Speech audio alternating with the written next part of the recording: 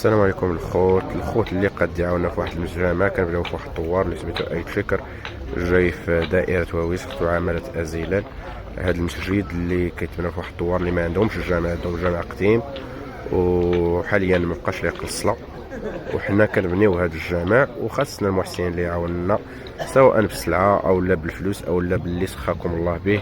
المهم هذه راه صدقه جاريه وشكرا الاخوان. هذا هو المسجد القديم اللي هو اهل للسقوط، وهادو هما الوثائق اللي بغى يشوف الوثائق، وانتم غتشوفوا المراحل اللي وصل المسجد.